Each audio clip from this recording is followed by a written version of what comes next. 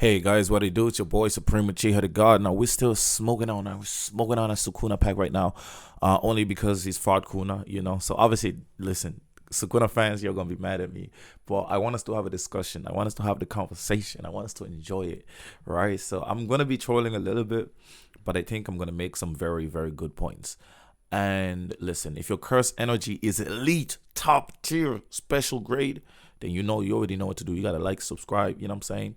Listen, if you don't have the curse energy for it, I get it. You're a pleb. You know what I'm saying? I get it. You're a peon. It's fine. But anyway, let's talk about Gojo versus Sukuna and why I think Sukuna is the better strategist, but Gojo is the superior fighter and the superior Jujutsu sorcerer, right? And I know you're thinking, but strategy comes into being a Jujutsu sorcerer. Yes, yes. But I'm talking about just when it comes to power, abilities, fighting. I think Gojo is better at it. But Sukuna's plans and planning makes up for that gap in I think sheer power and ability. Because Gojo's six eye limitless is just completely broken. So Sukuna has to plan, similar to when Gojo lost to Toji. Toji had to plan. All right. Now, so I know those contentious arguments there that Toji would have beaten a 16-year-old Gojo anyway. But I think it's a lot harder to say that a tired, worn-out kid with barely any sleep, his reaction speed would dwindle heavily.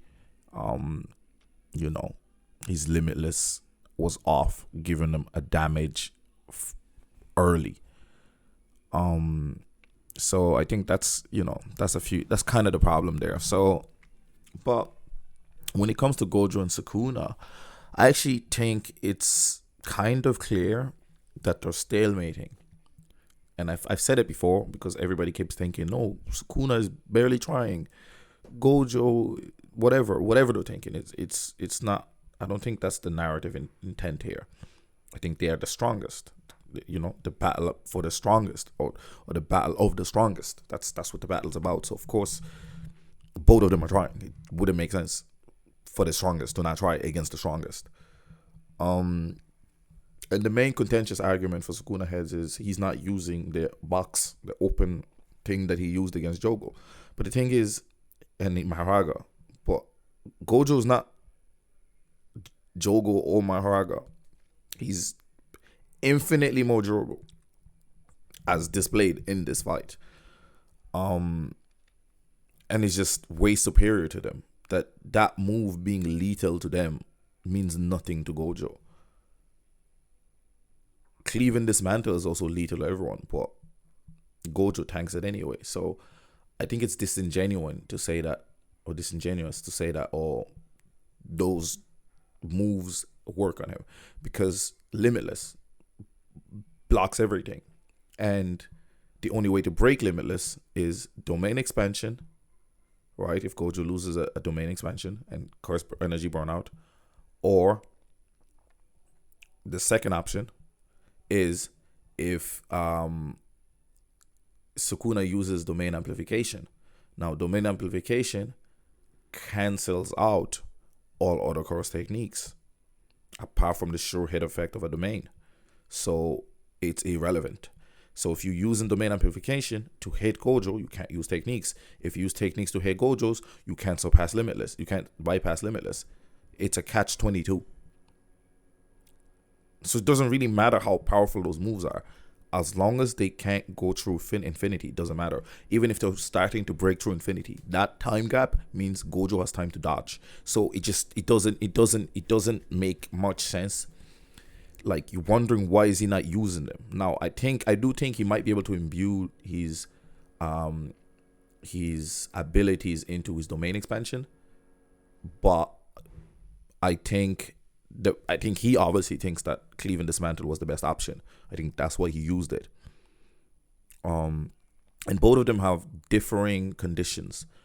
Gojo's infinity or infinite void affects everything within it, including Gojo. But Gojo's sixth eye allows him to process that information. On the other hand, I think that's what that's basically what it said in the chapter, right? It said that Gojo's limitless hits everything, and Sukuna's hits everything except Sukuna. So there's a difference there, and I think that's probably what makes Gojo's infinite void more lethal than Sukuna's malevolent shrine. I mean, they're both one shot KO, to be honest, against everybody else in the verse, apart from each other. That's all it is. Although Infinite Void is technically a one shot KO against Sukuna too. And this is where I think it's kind of obvious that Gojo is stronger. So Sukuna planned it out. I'm gonna tire him out. I'm gonna exhaust him. I'm gonna get rid of his Infinite Void, right? And I'm going to do that. And then from then I'm going to break down his Limitless, and I'm going to get rid of that. And then from then I will kill him. This is a great plan, right? I'm bringing my Haga out to destroy his domain expansion at the last moment and take the victory from there. Gojo pulled up in this bitch with zero strategic planning, bro. Apart from his opening attack, which is shot from a city away, and then teleported straight to him and started chatting shit to him, and then proceeded to throw hands with him. Right?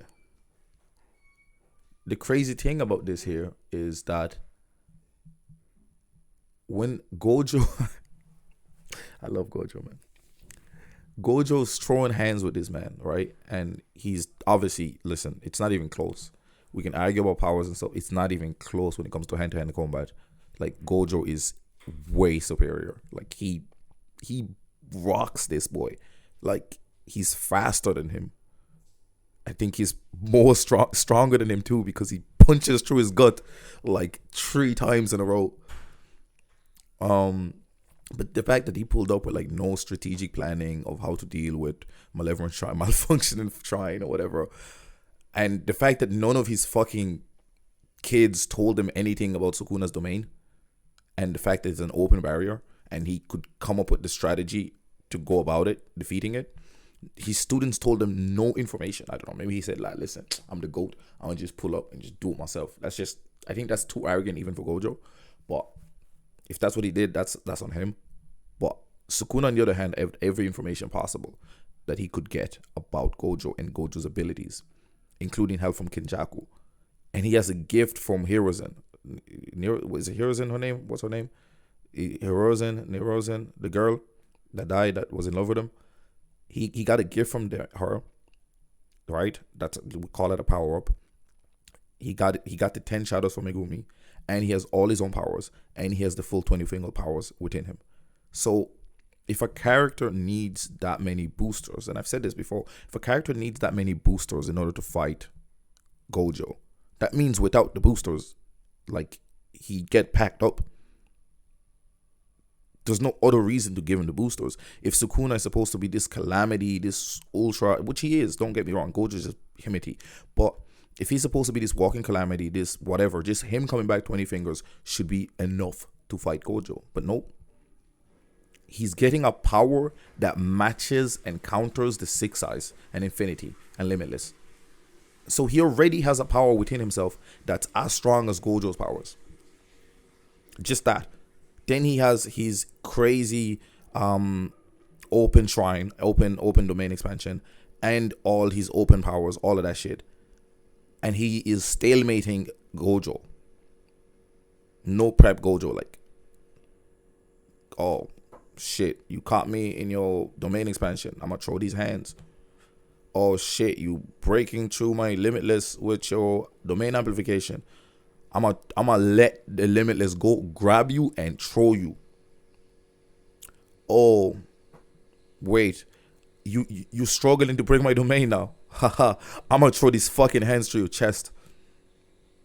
Like, Gojo is doing. I think he's been the more impressive out of the two, because he's been put in a harder situation, and I think he's coming out of it looking better than Sukuna.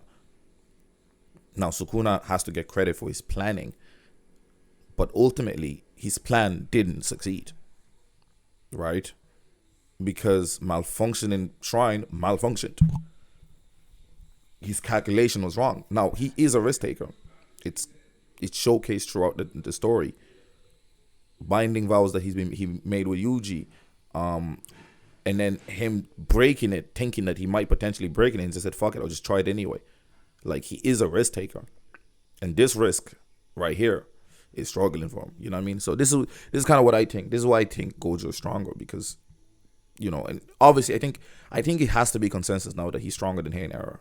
People keep talking about those 4 arms, but he said it's better for him to fight sorcerers with the 2 hands himself. He obviously knows he's if Sukuna is this great genius strategist and all of this, he obviously knows that those 4 hands isn't going to help him. The problem, because people think that those 4 arms somehow changes his speed and reaction time, and it doesn't.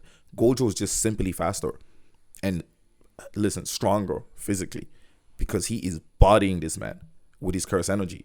Because I think with Limitless, he can control it so well. I think, listen, the only person that can legally control curse energy better than Sukuna is Gojo, because of 6-Eye Limitless. And I think that's the thing, right? He listen, so he succeeded by stopping Infinite Void. Problem is, Malfunction Shrine is also dead. So neither of them can use the main expansions. And in the hands department, Gojo is superior, right? So what will Sukuna have to pull out of his bag of tricks? I'm thinking that gift is going to be it.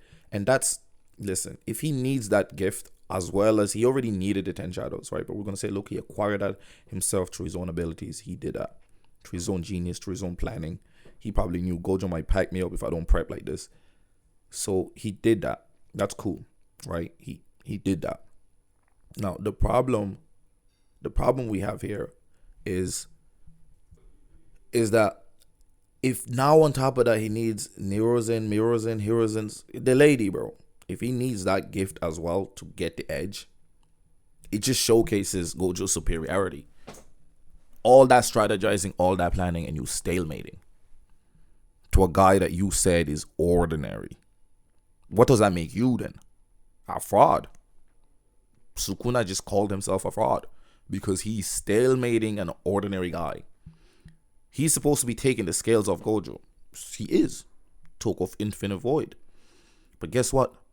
Gojo is taking those scales back because he took off Malfunctioning Shrine. So if a guy pulls up to a fight completely unprepared and is stalemating you, and you came Batman prepped up with gifts and extra power boosts, and you're still losing, still stalemating, because he's not losing, still stalemating, bro. I don't know. I think the other guy might be stronger than you, bro. No cap, bro. Because if Gojo came prepped up, I think he decimates Malfunctioning Shrine within the first 2 tries, bro. You know what I mean? I think him not being aware cost him a lot of energy and stamina. And we know he can't, like, come on, bro. Gojo, man. Come on, don't play with Gojo, man. Listen, let me see your arguments down below. Let me see why you disagree with everything I just said, or anything I just said. Let's have this discussion. Anyway, it's been your boy Supreme Uchiha the God.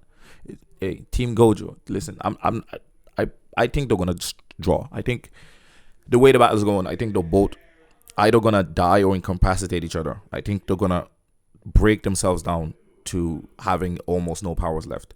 And I think outside interference is how the fight is going to end. Because I don't think Gege wants to reveal who's stronger. Because I think we kind of know at this point. If they do stalemate, Gojo has to be considered stronger. I might eventually do a video of why Sukuna is stronger, but I think I'll wait for the next chapter just to have more information to see what he does in round 2. Anyway, it's been your boys, Supreme Uchiha the God. I'm out. Oh, wait a minute.